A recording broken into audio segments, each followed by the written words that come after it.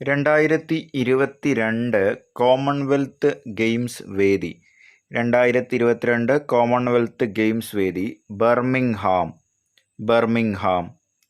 2022 football ലോകകപ്പ് വേദി Qatar.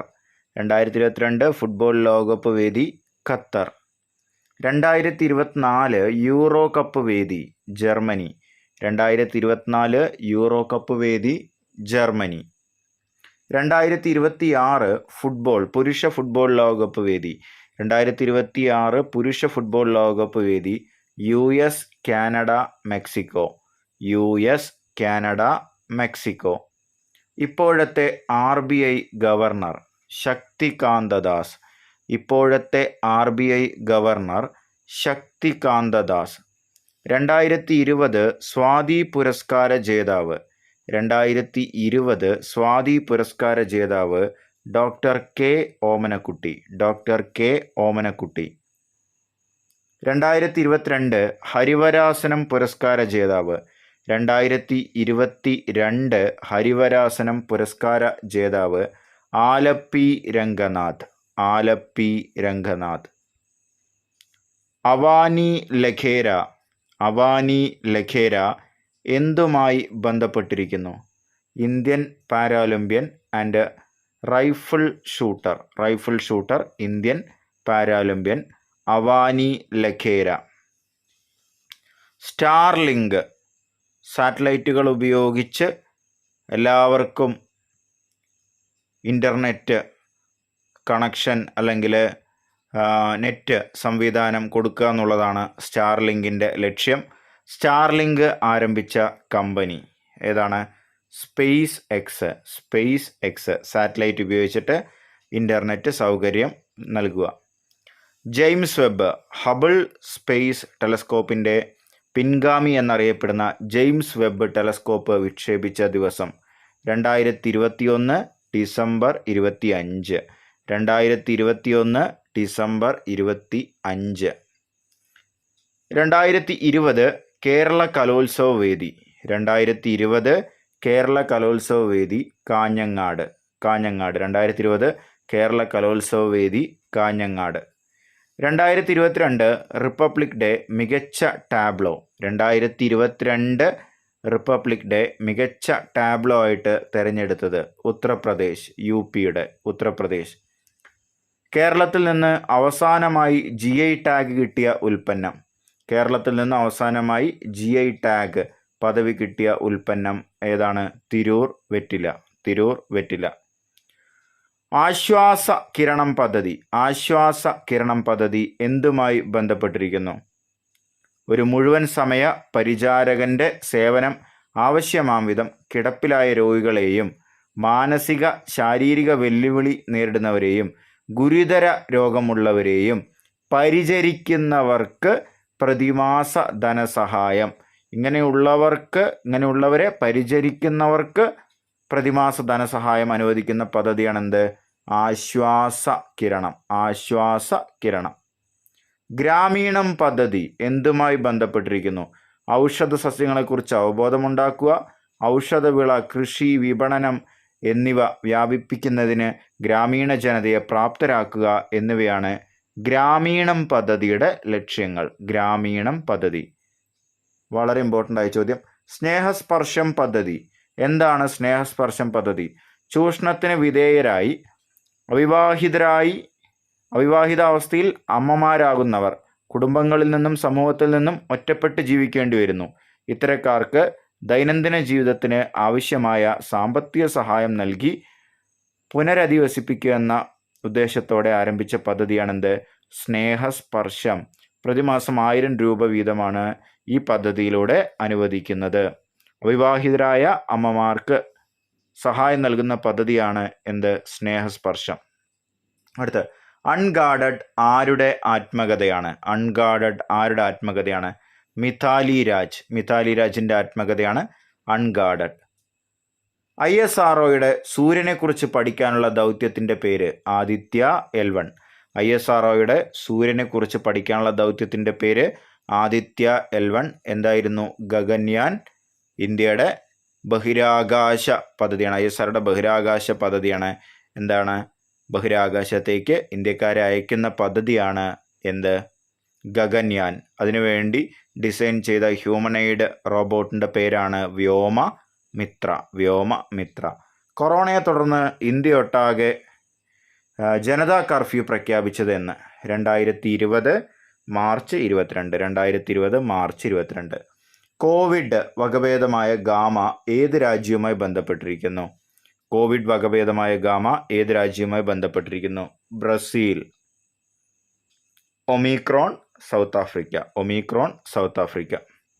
അടുത്ത 2022 വിന്റർ ഒളിമ്പിക്സ് വേദി ബെയ്ജിംഗ്. 2026 മിലാൻ. അടുത്ത ISROയുടെ ഇപ്പോഴത്തെ ചെയർമാൻ എസ് സോമനാഥ്. ഉക്രൈനിലെ ഇന്ത്യക്കാരെ ഇന്ത്യയിലെത്തിച്ച ഓപ്പറേഷൻ്റെ പേര്? ഓപ്പറേഷൻ ഗംഗ.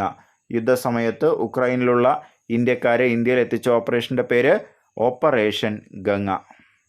ഇന്ത്യയിലെ ഏറ്റവും വലിയ ഗംഗാധരേശ്വര പ്രതിമ, കേരളത്തിലെ ഏറ്റവും വലിയ ശിവപ്രതിമ. ഇന്ത്യയിലെ ഏറ്റവും വലിയ ഗംഗാധരേശ്വര പ്രതിമ, കേരളത്തിലെ ഏറ്റവും വലിയ ശിവപ്രതിമ എവിടെയാണ്? പുളിങ്കുടി ആഴിമല, വിഴിഞ്ഞത്താണ് സ്ഥലത്തിൻ്റെ പേര്. പുളിങ്കുടി ആഴിമല. എവിടെയാണത്? Thiruvananthapuram. VP Menon, the unsung architect of modern India. എന്ന പുസ്തകം രചിച്ചതാര്? Narayani Basu. Things to leave behind എന്ന പുസ്തകം രചിച്ചതാര്? Namitha Gokhale.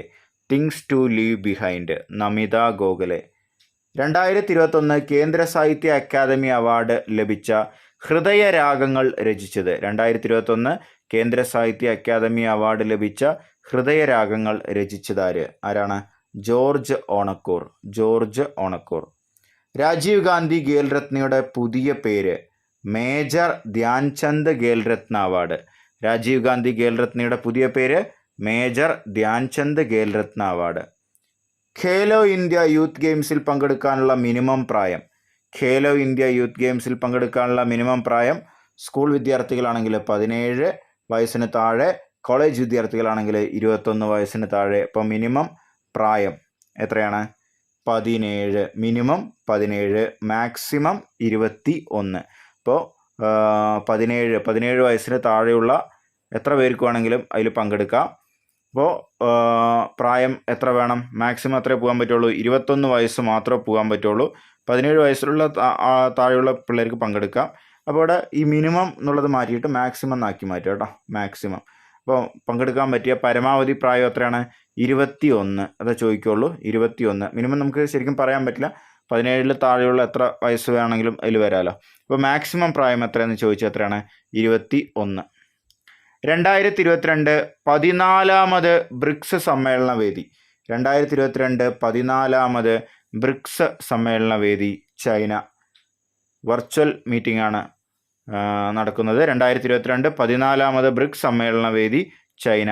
BRICS Brazil, Russia, India, China, South Africa.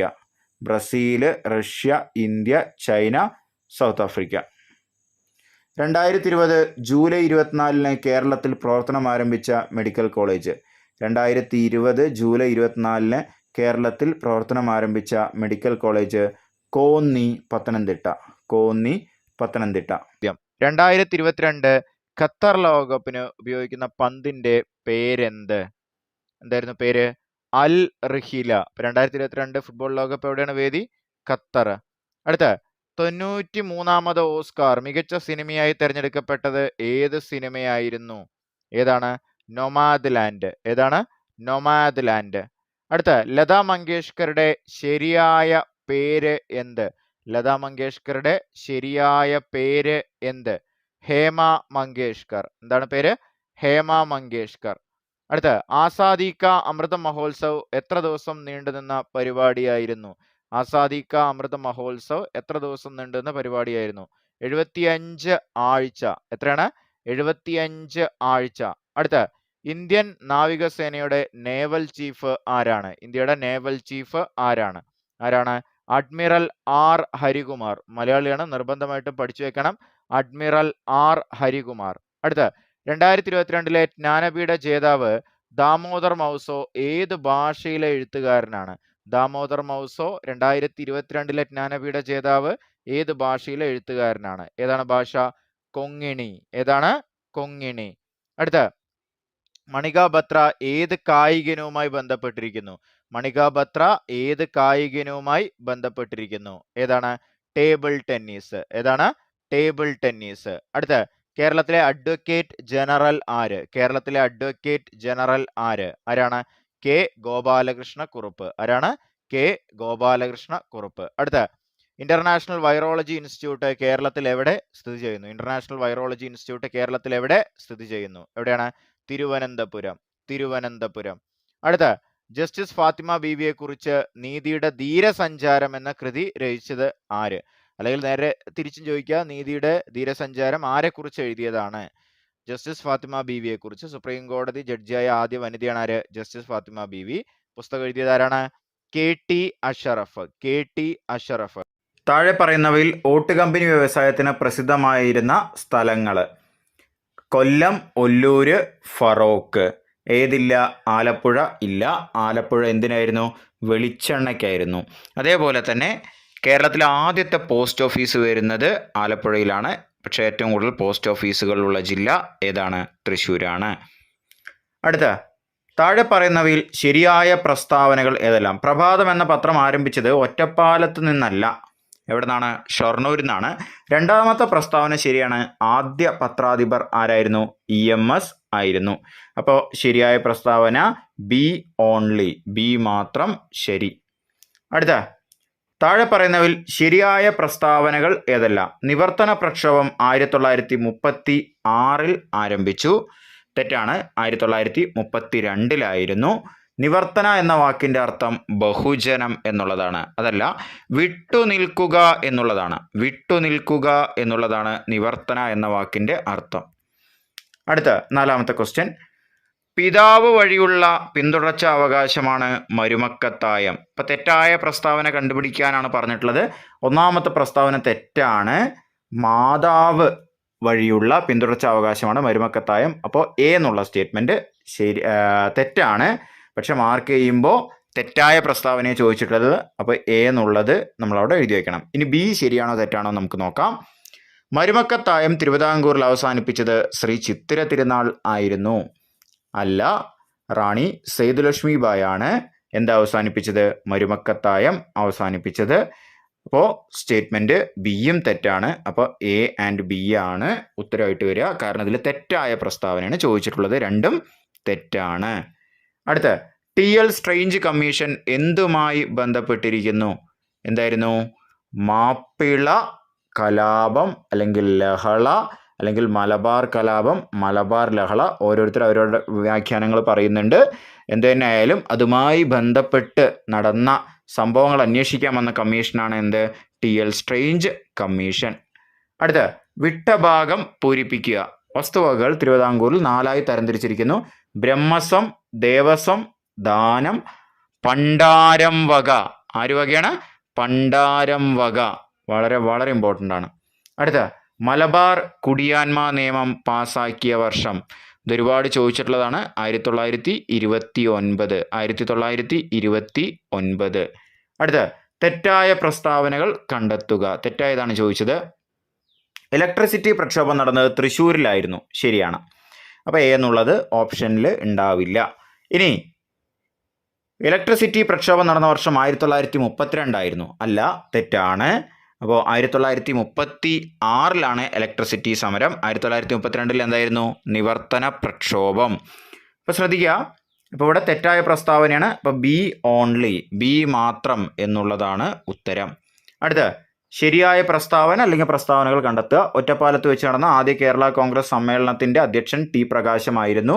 ശരിയാണ്. ആന്ധ്ര കേസരി എന്നറിയപ്പെട്ടിരുന്ന ടി പ്രകാശമായിരുന്നു അധ്യക്ഷൻ. 1920 നാഗ്പൂർ സമ്മേളന പ്രമേയ പ്രകാരമാണ് ഇങ്ങനെയൊരു സമ്മേളനം നടന്നത്. അതും വളരെ ശരിയാണ്. അടുത്ത ഡയറക്റ്റ് ആയിട്ടുള്ള ക്വസ്റ്റ്യൻ ആണ്. വൈക്കം സത്യാഗ്രഹ നേതാവ് ആരാണ്? T K Madhavan. T K Madhavan. T K Madhavan. അടുത്ത ഒന്നാം പഴശ്ശി വിപ്ലവം കാലഘട്ടം രണ്ടും ചോദിക്കും. ഒന്നാം പഴശ്ശി വിപ്ലവം രണ്ടാം പഴശ്ശി വിപ്ലവം വളരെ ഇമ്പോർട്ടൻ്റ് ആണ്. 1793 to 97 ഒന്നാം പഴശ്ശി വിപ്ലവ കാലഘട്ടം. രണ്ടാമത്തത് 1800 to 1805. അപ്പോൾ ഒന്നും രണ്ടും പഠിച്ചു വയ്ക്കുക. ഒന്ന് 1793 to 97, 2 1800 to 1805. അടുത്ത തിരുവിതാംകൂർ മോഡൽ ഏതു മേഖലയുമായി ബന്ധപ്പെട്ടിരിക്കുന്നു? തിരുവിതാംകൂർ മോഡൽ ഏത് മേഖലയുമായി ബന്ധപ്പെട്ടിരിക്കുന്നു? ആരോഗ്യം. എന്തായിരുന്നു? ആരോഗ്യം. വളരെ വളരെ ഇമ്പോർട്ടൻ്റ് ആണ്. ഏതാണ്? ആരോഗ്യം. അടുത്ത കേരള മോഡൽ വികസനത്തിൻ്റെ പ്രത്യേകത എന്താണ്? കേരള മോഡൽ വികസനത്തിൻ്റെ പ്രത്യേകത എന്താണ്? എന്തായിരുന്നു കേരള മോഡൽ ഡെവലപ്മെൻറ്റിൻ്റെ പ്രത്യേകത? കുറഞ്ഞ ആളോഹരി വരുമാനവും ഉയർന്ന ജീവിത നിലവാരവും. വളരെ വളരെ ഇമ്പോർട്ടൻ്റ് ആണ്. കുറഞ്ഞ ആളോഹരി വരുമാനം. എല്ലാവരുടെ കയ്യിലും പൈസ കുറവായിരിക്കും, പക്ഷെ ജീവിത നിലവാരം എന്താണ്? വളരെ കൂടുതലാണ്. അടുത്ത തിരുക്കൊച്ചി ലയനം നടന്നത് 1949 ജൂലൈ 1. വളരെ വളരെ ഇമ്പോർട്ടൻ്റ് ആണ്. 1949 ജൂലൈ 1. അടുത്ത ഫസൽ അലി കമ്മീഷൻ റിപ്പോർട്ട് പ്രകാരം എത്ര കേന്ദ്രഭരണ പ്രദേശവും എത്ര സംസ്ഥാനങ്ങളാണ് ആദ്യം നിലവിൽ വന്നത്? 14 സംസ്ഥാനങ്ങളും 6 കേന്ദ്രഭരണ പ്രദേശവും. 14 സംസ്ഥാനവും 6 കേന്ദ്രഭരണ പ്രദേശവും. അടുത്ത ഏത് സന്ധി പ്രകാരമാണ് മലബാർ ബ്രിട്ടീഷുകാർക്ക് ലഭിച്ചത്? 1792 ശ്രീരംഗപട്ടണം ഉടമ്പടി. അടുത്ത കേരളത്തിൻ്റെ ഝാൻസി റാണി എല്ലാവർക്കും അറിയാറാണ്? അക്കാമ ചെറിയാൻ. അങ്ങനെ വിശേഷിപ്പിച്ചത് ഗാന്ധിജി. അടുത്ത PRDS പ്രത്യക്ഷ രക്ഷാ ദൈവസഭ സ്ഥാപിച്ചത് പൊയ്കയിൽ യോഹന്നാൻ ആണ് എന്ത് സ്ഥാപിച്ചത്? PRDS സ്ഥാപിച്ചത്. അടുത്ത ദക്ഷിണേന്ത്യയിൽ ആദ്യമായി കണ്ണാടി പ്രതിഷ്ഠ നടത്തിയത് ആരാണ്? ദക്ഷിണേന്ത്യയിൽ ആദ്യമായി കണ്ണാടി പ്രതിഷ്ഠ നടത്തിയത് വൈകുണ്ഠസ്വാമി. അടുത്ത താഴെ തന്നിരിക്കുന്നതിൽ ശരിയായ ജോഡി ഏത്? ദി ഹിസ്റ്ററി ഓഫ് കേരള ആരാണ് രചിച്ചത്? സർദാർ KM പണിക്കർ. കൈരളിയുടെ കഥ N കൃഷ്ണപിള്ള. അപ്പോൾ ഇതൊക്കെ തെറ്റാണ്. അതായത് തന്നിരിക്കുന്ന ജോഡി തെറ്റാണ്. കേരള സിംഹം ആരാണ്? അതും സർദാർ KM പണിക്കരാണ്. അതും തന്നിരിക്കുന്ന ജോഡി തെറ്റാണ്. അതിൽ ശരിയായത് ഉലക്ക എന്നുള്ളതാണ്. പുന്നപ്ര വയലാർ സമരത്തെ ആസ്പദമാക്കി P കേശവദേവ് രചിച്ച കൃതിയാണ് എന്ത്? ഉലക്ക. വാസ്കോഡഗാമ കേരളത്തിൽ എത്തിയതെന്ന്, ആദ്യമായിട്ട് കേരളത്തിൽ എത്തിയതെന്നാണ് ആ ചോദ്യത്തിന്റെ അർത്ഥം. അദ്ദേഹം ഒരുപാട് തവണ കേരളത്തിൽ വന്നിട്ടുണ്ട്. എപ്പോഴാണ്? 1498 മെയ് 20. ഏത് കാറ്റിന്റെ സഹായത്തോടു കൂടിയാണ് അദ്ദേഹം വന്നത്? Very good. തെക്ക് പടിഞ്ഞാറൻ മൺസൂൺ. നമ്മളുടെ തെക്ക് പടിഞ്ഞാറൻ മൺസൂണിന് എന്താ പറയാ? കാലവർഷം. കുഞ്ഞാലി മരക്കാർമാരുടെ ആസ്ഥാനം എവിടെ? പുതുപ്പണം കോട്ട. എവിടെയാണ് പുതുപ്പണം കോട്ട? വടകര. ഓക്കെ. അടുത്ത കുളച്ചിൽ യുദ്ധം നടന്ന വർഷം മാസം ദിവസം. വർഷം മാത്രം ചിലവർ എഴുതിയിട്ടുണ്ട്, കുഴപ്പമില്ല, അങ്ങനെ എഴുതിയൊരു മാർക്ക് കിട്ടുള്ളൂ. പക്ഷെ നമ്മൾ ചോദിച്ച വർഷം മാസം ദിവസമാണ്. ഏതാണ്?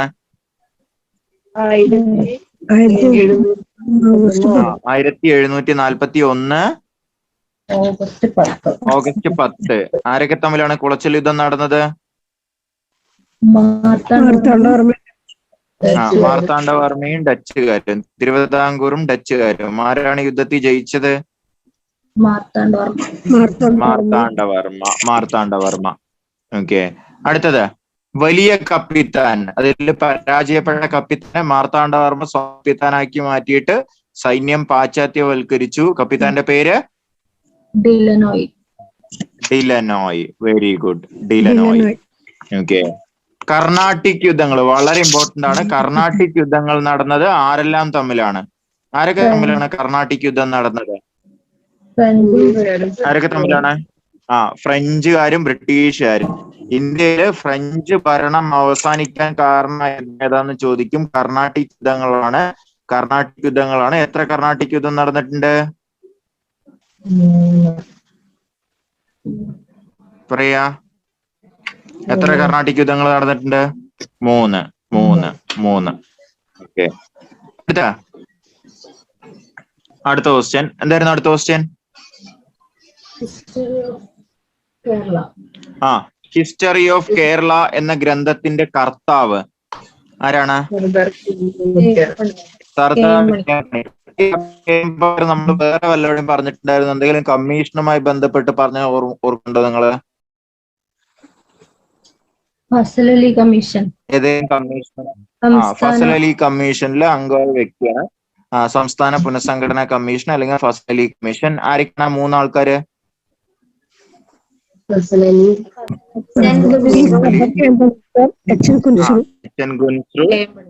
Sardar K M Panikkar. Sardar K M പണിക്കരും രാജ്യസഭയും തമ്മിൽ എന്തെങ്കിലും ബന്ധമുണ്ടോ?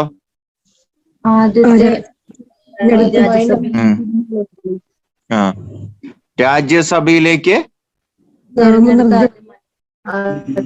നാമനിർദ്ദേശം ചെയ്യപ്പെട്ട ആദ്യത്തെ മലയാളിയാണ് ആര്? Sardar K M Panikkar. Sardar K M Panikkar പഴശ്ശിരാജയെ കുറിച്ച് വല്ല പുസ്തകം എഴുതിയിട്ടുണ്ടോ? കേരള സിംഹം. പഴശ്ശിരാജയെ കേരള സിംഹം എന്ന് വിശേഷിപ്പിച്ചത് ആരാണ്? Sardar K M Panikkar. Sardar K M Panicker. ഇതെല്ലാം സ്ഥിരം ചോദിക്കുന്ന ക്വസ്റ്റ്യൻ ആണ്. നിർബന്ധമായിട്ട് നോട്ട് ചെയ്യണം. നമ്മള് ടെലഗ്രാമിൽ ഇത് കഴിഞ്ഞിട്ട് അപ്ലോഡ് ചെയ്യും. അപ്പൊ നിങ്ങൾ അത് കാണാം. അല്ലെങ്കിൽ ഇപ്പൊ എഴുതാൻ പറ്റാത്തവര് കേട്ടോ. ഇപ്പൊ എഴുതണം നിർബന്ധമൊന്നുമില്ല. അടുത്തത്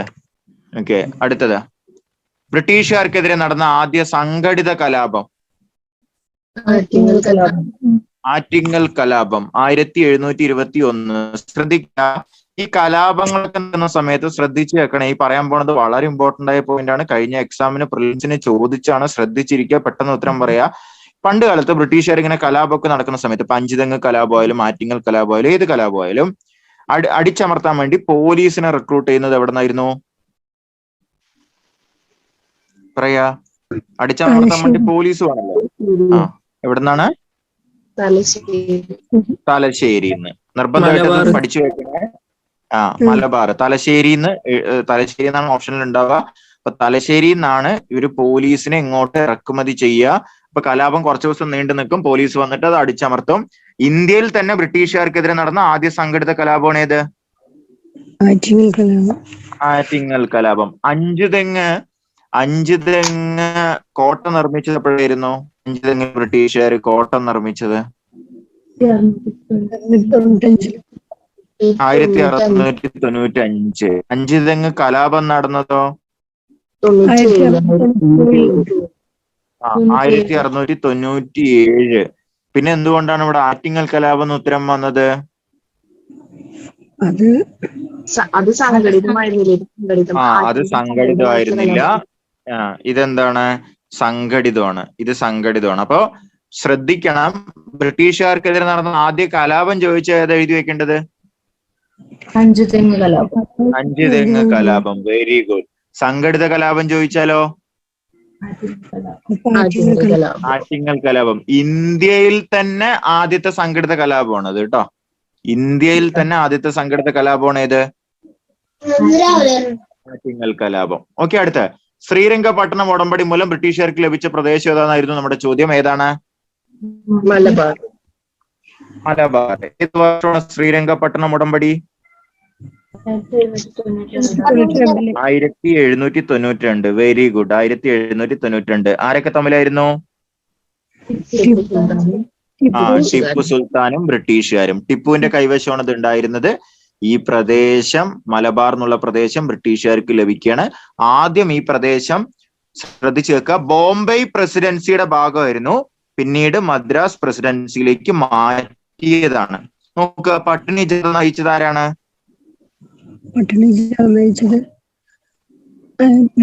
ഓർമ്മയുണ്ടോ?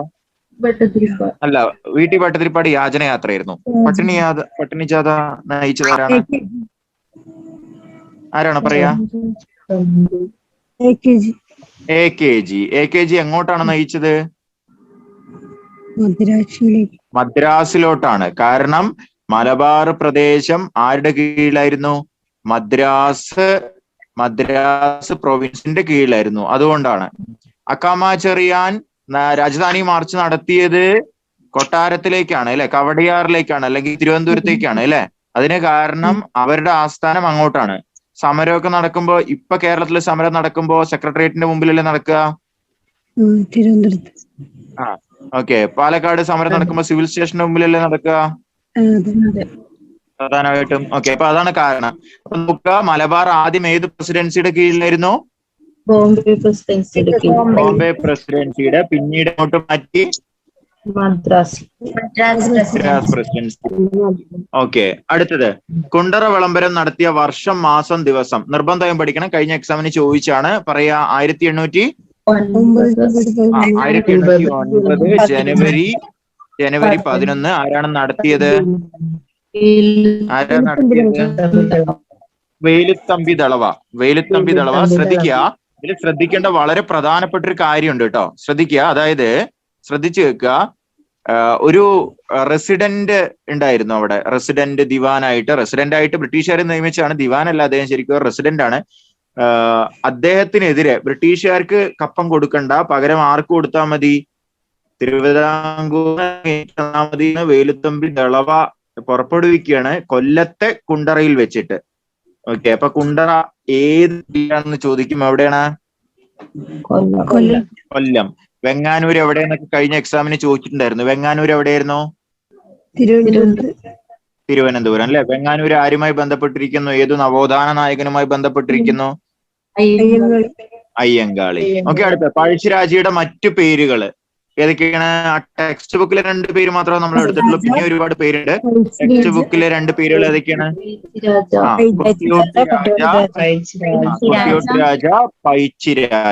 കൊട്ടിയോട്ട് രാജ, പൈച്ചിരാജ.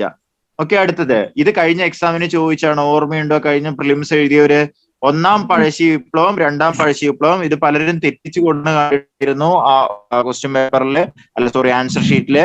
ഒന്നാം പഴശ്ശി വിപ്ലവം ഏത് മുതൽ ഏത് വരെ ആയിരുന്നു?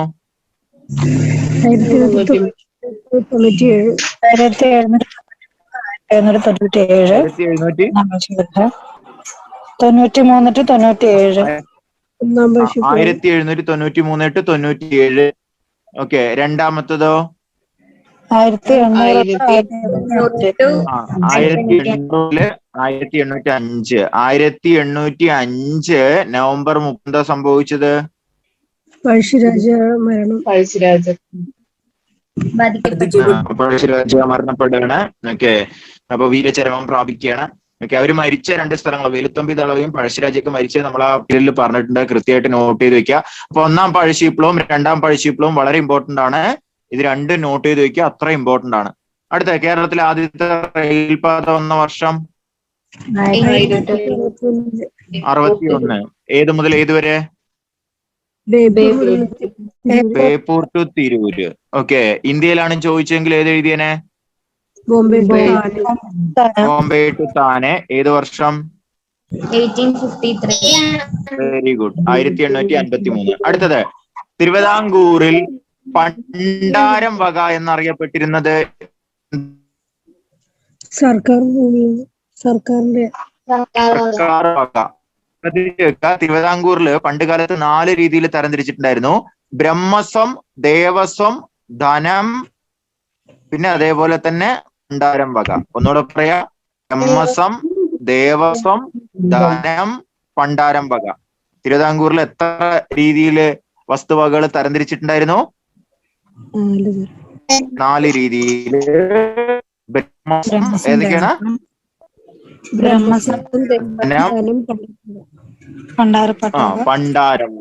പണ്ടാരം വക. ഓക്കെ, അടുത്ത് തിരുവിതാംകൂറിലെ കർഷകരുടെ മാഗ്ന കാർട്ട എന്നറിയപ്പെട്ടിരുന്നത് ഏതായിരുന്നു? പണ്ടാരപ്പാട്ട് വിളംബരം. ചോദിച്ച ക്വസ്റ്റ്യൻ ഇതാണ്: ഏത് വർഷമാണ് അത് പുറപ്പെടുവിച്ചത്? പറയാ. 1865. ഓക്കെ, അടുത്ത സ്ഥിരം ചോദിക്കുന്ന ക്വസ്റ്റ്യൻ ആണ്: കനോലി പ്ലോട്ട് എന്തുമായി ബന്ധപ്പെട്ടിരിക്കുന്നു? തേക്ക് അല്ലെ. ഓക്കെ, തേക്ക്. ഓക്കെ, ആദ്യത്തെ കയർ ഫാക്ടറിയുടെ പേരെന്താണ്? സ്ഥാപിതമായ വർഷം ഏതാണ്? ഡറാസ് മെയിൽ ഡാറാസ് മെയില് എവിടെയാണ്? ആലപ്പുഴയിൽ. ഏത് വർഷമാണ്? 1859. 1859. ആദ്യത്തെ പോസ്റ്റ് ഓഫീസ് സ്ഥാപിതമായത് എവിടെയായിരുന്നു?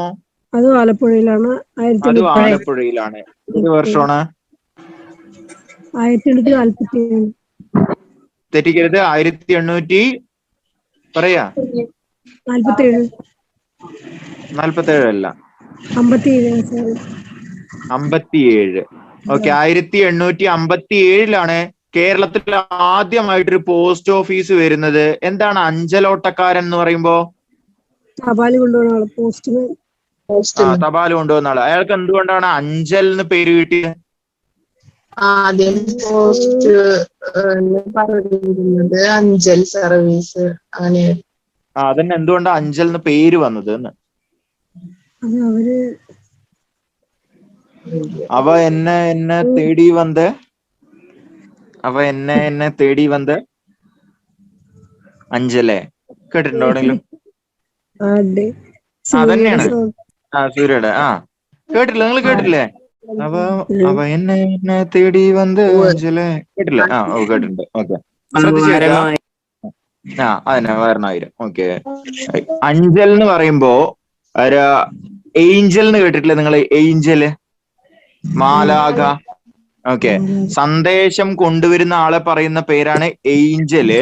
അതിനെ നമ്മൾ മലയാളി വൽക്കരിച്ചപ്പോ എന്തായി മാറി?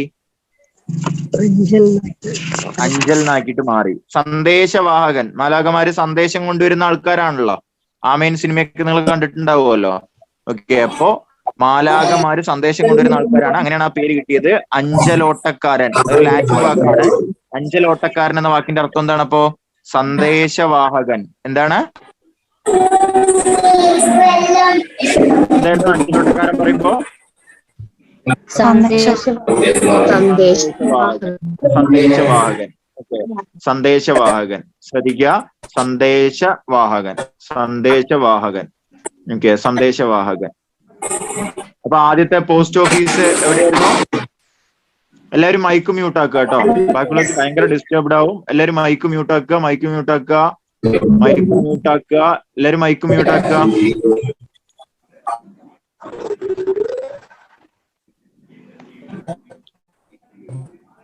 ഓക്കെ, മൈക്ക് മ്യൂട്ട് ആക്കുക. ഓക്കെ, ഡാറാസ് മെയില് ആദ്യത്തെ കയർ ഫാക്ടറി. ഓക്കെ, അടുത്ത കേരളത്തിലെ ആദ്യത്തെ ബാങ്ക് ഏത് ബാങ്കാണ്? നെടുങ്ങാടി ബാങ്ക്. ഓക്കെ, എപ്പോഴാണ് സ്ഥാപിതമായത്? 1899. കാലിക്കറ്റ്, കോഴിക്കോടാണ്. ആരാണ് സ്ഥാപിച്ചത്? അപ്പു നെടുങ്ങാടി. എന്താണ് അപ്പു നെടുങ്ങാടിയുടെ പ്രത്യേകത? വേറെ എന്തെങ്കിലും ഉണ്ടോ? എഴുത്തുകാരൻ, കുന്തലത നോവൽ എഴുതിയാണ്. മലയാളത്തിലെ ആദ്യത്തെ നോവൽ ഏതാണ്? കുന്തലത. ഓക്കെ, മലയാളത്തിലെ ആദ്യത്തെ നോവല് കുന്തലത. ആദ്യത്തെ ലക്ഷണമൊത്ത നോവലോ? ഇന്ദുലേഖ ആരാ എഴുതിയത്? ഓ ചന്തുമേനോൻ. ഓക്കെ, അപ്പോ ആദ്യത്തെ ബാങ്ക് നെടുങ്ങാടി ബാങ്ക് 1899 സ്ഥാപിതമായത് കോഴിക്കോടാണ്. കാലിക്കറ്റ് ആണ്. ആദ്യത്തെ ബാങ്കിന്റെ സ്ഥാപകൻ അപ്പു നെടുങ്ങാടി. വളരെ ഇമ്പോർട്ടന്റ് ആണ്, നെടുങ്ങാടി ബാങ്ക്. അടുത്ത ചോദ്യം. ആദ്യമായിട്ട് മലയാളത്തില് അച്ചടിച്ച ആദ്യമായിട്ട് മലയാളം വാക്ക് വന്നത് എല്ലാവർക്കും അറിയാം. ഹോർത്തൂസ് മലബാറിക്കാസിലാണ്. ഓക്കെ, ആദ്യമായിട്ട് പൂർണ്ണമായി മലയാളത്തിൽ അച്ചടിച്ച ആദ്യ പുസ്തകം ഏതാണ്?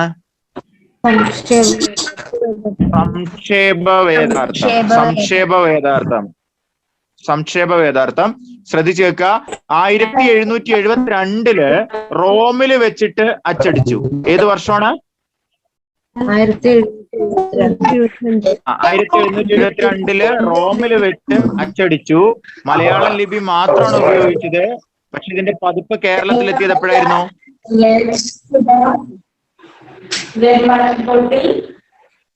ഓക്കെ, എല്ലാരും മൈക്ക് ഓഫ് ആക്കുക കേട്ടോ. മൈക്ക് ഓഫ് ആക്കുക.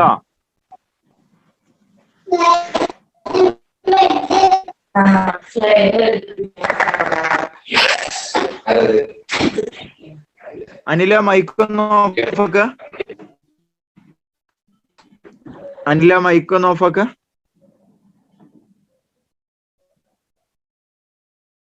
ഓക്കെ, ശ്രദ്ധിക്കുക. 1772 റോമിൽ വെച്ചിട്ടാണ് ഇത് അച്ചടിച്ചത്. 1772 റോമിൽ വെച്ചിട്ടാണ് അച്ചടിച്ചത്. പക്ഷെ ഇത് കേരളത്തിൽ എത്തിയത് എപ്പോഴാണ്? കേരളത്തിലേത് ഇതിന്റെ പതിപ്പ് കേരളത്തിലെത്തിയത്? അതിൽ എഴുതിയിട്ടല്ലോ, ഏത് വർഷം പറയാ? 1774.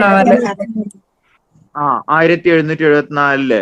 ഇത് ശ്രദ്ധിച്ചേക്കും അറിയേണ്ട സംക്ഷേപ വേദാർത്ഥം എന്നാണ് ഇതിന്റെ പേര്. അതായത് ക്രിസ്തീയ മതവിശ്വാസികൾക്ക് വേണ്ടിയിട്ട് അച്ചടിച്ച പുസ്തകമാണ്. ക്ലമന്റ് പിയാനിയസ്. എന്താണ് അദ്ദേഹത്തിന്റെ പേര്? ക്ലമന്റ് പിയാനിയസ് ആണ് ഇത് കമ്പൈൽ ചെയ്തത്. ക്ലമന്റ് പിയാനിയസ് ആണ് ഇത് കമ്പൈൽ ചെയ്തത്. വളരെ വളരെ ഇമ്പോർട്ടന്റ് ആണ്. 1772 എവിടെ വെച്ചിട്ടാണ് അച്ചടിച്ചത്? റോമിൽ വെച്ചിട്ട്. എപ്പോഴാണ് ഇതിന്റെ പതിപ്പ് കേരളത്തിലെത്തിയത്? 1774. ഓക്കെ, അപ്പൊ സമ്പൂർണമായിട്ട് അച്ചടിച്ചു എന്നുള്ളതാണ്. ഇനി വെറുതെ ചോദിക്കുകയാണ്, മലയാള ലിപി ആദ്യമായിട്ട് അച്ചടിച്ചത് ഏത് പുസ്തകത്തിലാണ് ചോദിച്ചത്? എന്താ എഴുതി വെക്കേണ്ടത്? Hortus Malabaricus. ഡച്ചുകാരനായ വാൻ റീഡ്. ശ്രദ്ധിക്കുക, ഡച്ചുകാരനായ വാൻ റീഡ് കമ്പൈൽ ചെയ്ത ഹോർത്തൂസ് മലബാറിക്കാസ്. ആംസ്റ്റർഡാമിൽ വെച്ച് പുറത്തിറങ്ങിയ ഹോർത്തൂസ് മലബാറിക്കാസ് എന്നുള്ളതിൽ അതിൽ അച്ചടിക്കപ്പെട്ട ആദ്യത്തെ മലയാള വാക്ക് എന്തായിരുന്നു?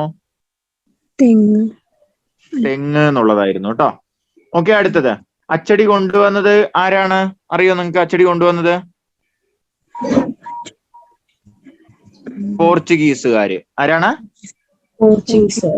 പോർച്ചുഗീസുകാര്. ഓക്കെ, നമുക്ക് താഴെ തന്നതിൽ ശരിയായ പ്രസ്താവന തിരഞ്ഞെടുക്കുക. ഇംഗ്ലീഷ് മലയാളം നിഘണ്ടു ആദ്യമായി രൂപപ്പെടുത്തിയത് ബെഞ്ചമിൻ ബെയ്ൻ. മലയാളം ഇംഗ്ലീഷ് നിഘണ്ടു ആദ്യമായി ചിട്ടപ്പെടുത്തിയത് ഹെർമൻ ഗുണ്ടർട്ടാണ്. രണ്ടും എന്താണ്? രണ്ടും എന്താണ്? ശരിയാണ്. മലയാള ഭാഷയ്ക്ക് ഒരു സംഭാവന നൽകിയ ഹെർമൻ ഗുണ്ടർട്ട്. ഒരുപാട് സ്നേഹിച്ച വീണായ ഹെർമൻ ഗുണ്ടർട്ട്. അപ്പോ മലയാളം ഇംഗ്ലീഷ് നിഘണ്ടു, അതിൽ ആദ്യം മലയാളം അല്ലേ വന്നത്? മലയാളം ആദ്യം വന്നു എന്ന് പറഞ്ഞു വെച്ചാൽ ആരുടെ പേര് എഴുതി വയ്ക്കുക? ഹെർമൻ ഗുണ്ടർട്ടിന്റെ പേര് എഴുതി വയ്ക്കുക. ഇപ്പൊ രണ്ടുപേരും പഠിച്ചു വെക്കുക. മലയാളം ആദ്യം വരികയാണെങ്കിൽ ഹെർമൻ ഗുണ്ടർട്ടിന്റെ പേര് എഴുതി വയ്ക്കുക. മലയാളത്തെ അത്രമേൽ സ്നേഹിച്ച വ്യക്തിയാണ് ഹെർമൻ ഗുണ്ടർട്ട്. മലയാളം ഇതിന്റെ വ്യത്യാസം, ഇംഗ്ലീഷ് മലയാളം നിഘണ്ടു എന്ന് പറയുമ്പോൾ ഇംഗ്ലീഷ് ആൽഫബറ്റിക്കൽ ഓർഡറിൽ വാക്കുകൾ എഴുതിയിട്ട് അതിന്റെ മലയാളം തർജ്ജമ ഉണ്ടാവും. മലയാളം ഇംഗ്ലീഷ് നിഘണ്ടു എന്ന് പറയുമ്പോൾ മലയാളം ഈ ഓർഡറിൽ വാക്കുകൾ എഴുതിയിട്ട് അതിന്റെ ഇംഗ്ലീഷ് തർജ്ജമ ഉണ്ടാവും. ഇത് രണ്ടും തമ്മിലുള്ള വ്യത്യാസം മനസ്സിലായോ? ഇംഗ്ലീഷ് വാക്കുകളെ മലയാളത്തിലേക്ക് മാറ്റുന്നതാണ് ഇംഗ്ലീഷ് മലയാളം നിഘണ്ടു. മലയാളം വാക്കുകളെ ഇംഗ്ലീഷിലേക്ക് മാറ്റുന്നതാണ് മലയാളം ഇംഗ്ലീഷ് നിഘണ്ടു. ഓക്കെ, ഇംഗ്ലീഷ് മലയാളം നിഘണ്ടു ആദ്യമായി രൂപപ്പെടുത്തിയത് Benjamin Bailey. Very good. Malayalam English നിഘണ്ടു ആണെങ്കിലോ ഹെർമൻ ഗുണ്ടർട്ട്. അടുത്ത ശരിയായ പ്രസ്താവന. രാജ്യസമാചാരം, എന്നീ പത്രങ്ങൾ കൊച്ചിയിൽ നിന്ന് ആരംഭിച്ചു. എവിടെ നിന്നാണ് ആരംഭിച്ചത്? ക്ലാസ്സിലുണ്ടാവുമല്ലോ, Thalassery. Thalassery. Very good, very good. Thalassery. ഇനി ലണ്ടൻ മിഷൻ സൊസൈറ്റിയുടെ പ്രവർത്തന മേഖല മലബാർ ആയിരുന്നു. LMSന്റെ. ശരിയോ തെറ്റോ? LMSന്റെ പ്രവർത്തന മേഖല ഏതായിരുന്നു? തിരുവിതാംകൂർ. CMSന്റെയോ? തിരുവിതാംകൂറും കൊച്ചിയും. ശ്രദ്ധിക്കുക, LMS Thiruvithamkoor, CMS church mission society തിരുവിതാംകൂറും കൊച്ചിയും. BMO നമ്മളവിടെ ഉള്ളത് മലബാർ. BM സ്കൂളിനെയാണ് നമ്മൾ മിഷൻ സ്കൂൾ എന്ന് പറയുക. ഓക്കെ, അടുത്തത് തിരുവിതാംകൂറിൽ പ്രാഥമിക വിദ്യാഭ്യാസം സൗജന്യമാക്കിയത് ആരാണ്? ഗൗരിലക്ഷ്മി പാർവതി ബായ്. ഗൗരി പാർവതി ബായ് തെറ്റിക്കരുത്. ഗൗരി പാർവതി ബായ് ഏത് വർഷമാണ്? ഏത് വർഷമാണ്? 1817. 1817. ഓക്കെ, അടുത്ത സ്ഥിരം ചോദിക്കുന്ന ക്വസ്റ്റ്യൻ ആണ്. സാധുജന പരിപാലന സംഘം രൂപീകരിച്ചതാര്? ആരാണ് സാധുജന പരിപാലന സംഘം രൂപീകരിച്ചത്? അയ്യങ്കാളി. ഏത് വർഷമാണ്? 1907. നിർബന്ധമായും പഠിച്ചു വെക്കണം. 1907 അയ്യൻകാളി സാധുജന പരിപാലന സംഘം. സാധുജന പരിപാലന സംഘം. അടുത്തത് PRDS പ്രത്യക്ഷ രക്ഷാ ദൈവസഭ സ്ഥാപിച്ചത്? കുമാരഗുരുദേവൻ. പൊയ്കയിൽ യോഹന്നാൻ. കുമാരഗുരുദേവൻ ഏത് വർഷം സ്ഥാപിച്ചത്? 1909. 1909. ശ്രദ്ധിച്ചു വെക്കുക. മതപ്രസ്ഥാനത്തിലെ അനുയായികളും വിശ്വാസികളും ഗുരുദേവനെ ദൈവമായി വിശ്വസിക്കുന്നു. ചരിത്രത്തിൽ പിന്തള്ളപ്പെട്ടു പോവുകയും തിരസ്കരിക്കപ്പെടുകയും ചെയ്യപ്പെട്ട മുഴുവൻ കറുത്ത സമൂഹത്തെയും PRDS ഉൾക്കൊള്ളുന്നു എന്നാണ് അവരുടെ വിശ്വാസം. ഇതിന്റെ മുഖപത്രമായിരുന്നു ആദിയാർ ദീപം. ഏതായിരുന്നു ഇതിന്റെ മുഖപത്രം? ആദിയാർ ദീപം. PRDS സ്ഥാപിച്ചത് 1909. പൊയ്കയിൽ യോഹന്നാൻ അല്ലെങ്കിൽ പൊയ്കയിൽ ശ്രീ കുമാരഗുരുദേവൻ. ഇതിന്റെ മുഖപത്രം ആദിയാർ ദീപം. ആദിയാർ ദീപം നിർബന്ധമായും പഠിക്കണം. ഇത് നമ്മൾ തന്ന മെറ്റീരിയലിൽ ഉണ്ടായിരുന്നില്ല. ആദിയാർ ദീപം എന്നുള്ള വാക്ക് നിർബന്ധമായിട്ട്, അല്ലെങ്കിൽ ആ പത്രത്തിന്റെ പേര് നിർബന്ധമായിട്ട് നിങ്ങൾ പഠിക്കണം. ഓക്കെ, നമ്മൾ ടെക്സ്റ്റ് ബുക്കിലെ കാര്യം മാത്രം അതിൽ പറഞ്ഞു പോയിട്ടുണ്ടായിരുന്നുള്ളൂ. അടുത്തത് ശരിയായ പ്രസ്താവന കണ്ടെത്തുക. ചാന്നാർ ലഹള അവസാനിച്ചത് 1860-ലാണ്. ശരിയോ തെറ്റോ? തെറ്റ്. ഏത് വർഷമാണ്? 1859. അരിപ്പുറം പ്രതിഷ്ഠ നടത്തിയത് 1888-ലാണ്. ശരിയോ തെറ്റോ? 88 എപ്പോഴായിരുന്നു? 1888-ലാണ് നടത്തിയത്. അപ്പൊ രണ്ടും എന്താണ്? തെറ്റാണ്. ഓക്കെ. വൈക്കം സത്യാഗ്രഹം, ഗുരുവായൂർ സത്യാഗ്രഹം എന്നിവ നടന്ന വർഷങ്ങൾ യഥാക്രമം എഴുതുക. നേതാക്കളുടെ പേര് എഴുതുക. ഇതൊരിക്കൽ ചോദിച്ചിട്ടുണ്ട്. വൈക്കം സത്യാഗ്രഹം 1924. നേതാവിന്റെ പേര്? മാധവൻ. ഓക്കെ. ഗുരുവായൂർ സത്യാഗ്രഹം വർഷം 1931. നേതാവിന്റെ പേര്? Very good, very good. ഒന്നുകൂടെ പറയാ. 1924 വൈക്കം സത്യാഗ്രഹം. നേതാവിന്റെ പേര് TK മാധവൻ. 1931 ഗുരുവായൂർ സത്യാഗ്രഹം. നേതാവിന്റെ പേര് കേളപ്പൻ. അടുത്ത കഴിഞ്ഞ എക്സാമിന് ചോദിച്ചത് ഷുവർ ക്വസ്റ്റ്യൻ എന്തായാലും ചോദിക്കും. ശ്രദ്ധിച്ചു കേൾക്കുക. ഏതായിരുന്നു? ക്ഷേത്രപ്രവേശന വിളംബരം പുറപ്പെടുവിച്ചത് ആര്? ആരാണ് പറയുന്നത്? ശ്രീ ചിത്തിര തിരുനാൾ ബാലരാമവർമ്മ. ശ്രീ ചിത്തിര തിരുനാൾ ബാലരാമവർമ്മ. ശുചീന്ദ്രൻ കൈമുക്ക് നിർത്തലാക്കിയത് ആരായിരുന്നു? സ്വാതി തിരുനാൾ. രണ്ടും നിർബന്ധമായും പഠിക്കണം. എക്സാമിന് മാറി മാറി ചോദിക്കും. ക്ഷേത്രപ്രവേശന വിളംബരം പുറപ്പെടുവിച്ചതാര്? അതേപോലെ തന്നെ ശുചീന്ദ്രൻ കൈമുക്ക് നിർത്തലാക്കിയതാര്? ക്ഷേത്രപ്രവേശന വിളംബരം പുറപ്പെടുവിച്ച് ശ്രീ ചിത്തിര തിരുനാൾ ബാലരാമവർമ്മ. ഏത് വർഷം, ഏത് മാസം, ഏത് ദിവസം? 1936. ഒന്നുകൂടെ പറയാം. 1936 നവംബർ 12. 1936 നവംബർ 12. ഒരു എക്സാമിന് ഇത് ചോദിച്ചിട്ട് ഓപ്ഷനിൽ നവംബർ 2 ആയിരുന്നു ഉണ്ടായിരുന്നത്. ആകെ നമുക്ക് അറിയണ ക്വസ്റ്റ്യൻസ് കുറച്ചേ വരുള്ളൂ. അതും അവർ ഓപ്ഷൻ എന്ത് ചെയ്തു? തെറ്റിച്ചു തന്നു. ഓക്കെ, അപ്പൊ നമ്മുടെ അവസ്ഥ ഒന്ന് ആലോചിച്ച് നോക്കുക. ഓക്കെ, 1936 നവംബർ 12 ഇരിക്കണം. മാത്സ് ഒക്കെ ചെയ്യുന്ന സമയത്ത് 3-4 തവണ ചെയ്തിട്ട് ഉത്തരം കിട്ടിയില്ലെങ്കിൽ അടുത്ത ക്വസ്റ്റ്യനിലേക്ക് പോവാട്ടോ. അതിലെ ഓപ്ഷൻ അവർ തന്നത് തെറ്റായിരിക്കും, അല്ലെങ്കിൽ നിങ്ങൾ ചെയ്യുന്ന രീതി എന്തായിരിക്കും? തെറ്റായിരിക്കും. ഓക്കെ, രണ്ടിൽ ഏതെങ്കിലും ഒന്നായിരിക്കും എന്തായാലും. അപ്പോ അടുത്ത ചോദ്യത്തിലേക്ക് പോവാം. ഓക്കെ, അടുത്ത 1916 മലബാർ ജില്ലാ കോൺഗ്രസ് സമ്മേളന വേദി ഏതായിരുന്നു? അധ്യക്ഷൻ ആരായിരുന്നു? Palakkad Annie Besant. നമ്മള് ഒറ്റപ്പാലത്ത് ഒരു സമ്മേളനം നടന്നതിനെ കുറിച്ച് പറഞ്ഞിട്ടുണ്ടായിരുന്നു അല്ലെ? അത് ഏത് വർഷമായിരുന്നു? ഒറ്റപ്പാലത്ത് 1921. അത് ശ്രദ്ധിച്ചു വെക്കുക. അത് അഖില കേരള സമ്മേളനമാണ്. അതായത് 1920 നാഗ്പൂർ സമ്മേളനത്തില്, ശ്രദ്ധിച്ചു വെക്കുക, 1920 നാഗ്പൂർ സമ്മേളനത്തില് കോൺഗ്രസ് തീരുമാനിക്കുകയാണ്, അതായത് ഇന്ത്യൻ നാഷണൽ കോൺഗ്രസ് തീരുമാനിക്കുകയാണ്, ഇനി മുതൽ ഭാഷാടിസ്ഥാനത്തില് സമ്മേളനം കൂടിയാൽ മതി. അതായത് മലബാർ, കൊച്ചി, തിരുവിതാംകൂർ അങ്ങനെയൊന്നും വ്യത്യാസം വേണ്ടെന്ന് കോൺഗ്രസ് തീരുമാനിക്കുകയാണ്.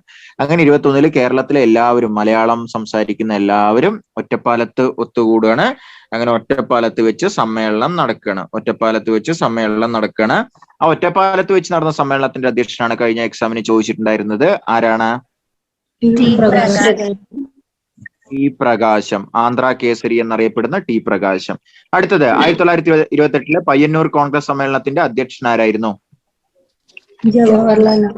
ജവഹർലാൽ നെഹ്റു. ഇത് സ്ഥിരം ചോദിക്കുന്ന ക്വസ്റ്റ്യൻ ആണ്. ജവഹർലാൽ നെഹ്റു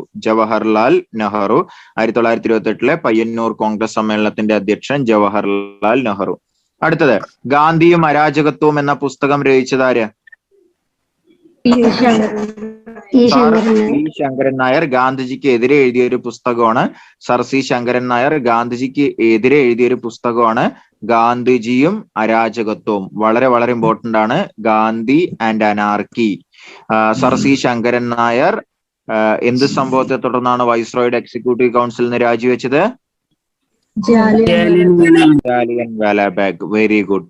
ഓക്കെ. ഇദ്ദേഹം ഏത് സമ്മേളനത്തിലാണ് കോൺഗ്രസിന്റെ അധ്യക്ഷനായി മാറിയത്? അമരാവതി സമ്മേളനം 1897. ഓക്കെ. അടുത്ത last question. Keezhariyur bomb case ഏത് സമരവുമായി ബന്ധപ്പെട്ടിരിക്കുന്നു? ഏതാണ്? ക്വിറ്റ് ഇന്ത്യ സമരം. ക്വിറ്റ് ഇന്ത്യ സമരം നടന്ന വർഷം 1942. ഒളിമ്പിക്സിൽ അത്ലറ്റിക്സ് വിഭാഗത്തിൽ ആദ്യമായി സ്വർണ്ണ മെഡൽ നേടിയ ഇന്ത്യൻ താരം? Option C Neeraj Chopra. ജമ്മു കാശ്മീർ പുനഃസംഘടന നിയമം നിലവിൽ വന്നത്? Option B 2019. 2021 എഴുത്തച്ഛൻ പുരസ്കാരം നേടിയ വ്യക്തി? Option D P Vatsala.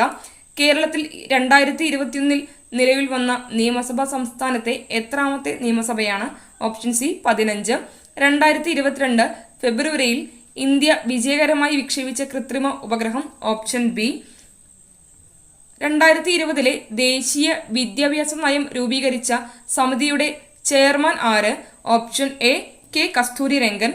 18 വയസ്സിനു താഴെയുള്ള കുട്ടികൾക്ക് മാരക രോഗങ്ങൾക്കായി സൗജന്യ ചികിത്സ നൽകുന്ന കേരള സർക്കാർ പദ്ധതി ഏത്? ഓപ്ഷൻ ഡി താലോലം. 2021 JC ഡാനിയൽ പുരസ്കാരം നേടിയതാര്? Option C P Jayachandran. കേരളത്തിലെ അന്താരാഷ്ട്ര വൈറോളജി ഇൻസ്റ്റിറ്റ്യൂട്ട് ഏത് ജില്ലയിലാണ്? Option B Alappuzha. കേരളത്തിൽ ആദ്യമായി 100% വാക്സിനേഷൻ പൂർത്തിയാക്കിയ ഗോത്ര panchayat? Option B Noolpuzha. Indian സമ്പദ് വ്യവസ്ഥയുടെ നട്ടെല്ല് എന്നറിയപ്പെടുന്ന പ്രദേശം? ഓപ്ഷൻ ബി ഉത്തര മഹാസമതലം. താഴെ തന്നിരിക്കുന്നവയിൽ നിന്നും ഉപദ്വീപീയ നദികളിൽ ഉൾപ്പെടാത്ത നദി കണ്ടെത്തുക. Option C Luni. റിഗർ എന്നറിയപ്പെടുന്ന കറുത്ത മണ്ണിന് ഏറ്റവും അനുയോജ്യമായ കൃഷി? ഓപ്ഷൻ ഡി പരുത്തി. ഇന്ത്യയിൽ ഏറ്റവും കൂടുതൽ മഴ ലഭിക്കുന്ന പ്രദേശമായ മൗസിൻഡ്രം ഏത് സംസ്ഥാനത്തിലാണ്? Option A Meghalaya. ലോക ഓസോൺ ദിനം? Option D September 16. ഇന്ത്യയിൽ ഭൗമ താപോർജ്ജ പ്ലാന്റ് സ്ഥിതി ചെയ്യുന്ന പ്രദേശം? Option A Manikaran. ഇന്ത്യയിൽ ജനസാന്ദ്രത ഏറ്റവും കുറവുള്ള സംസ്ഥാനം? Option D Arunachal Pradesh. ശ്രീനഗർ കാർഗിൽ മേഖലകളെ തമ്മിൽ ബന്ധിപ്പിക്കുന്ന ചുരം? ഓപ്ഷൻ സി സോജില ചുരം. ജൂൺ മുതൽ നവംബർ വരെ കൃഷി ചെയ്യുന്ന കാർഷിക കാലമേത്? ഓപ്ഷൻ എ ഖാരിഫ് ആണ്. ഓപ്ഷൻ എ ഖാരിഫ് എന്നാണ്. Option A kharif. അടുത്തത് ബ്രഹ്മപുത്ര നദിയിൽ സാധിയ മുതൽ ധൂബ്രി വരെ നീണ്ടുകിടക്കുന്ന ജലപാത? ബ്രഹ്മപുത്ര നദിയിൽ സാധിയ മുതൽ ധൂബ്രി വരെ നീണ്ടുകിടക്കുന്ന ജലപാത NW2 ആണ്.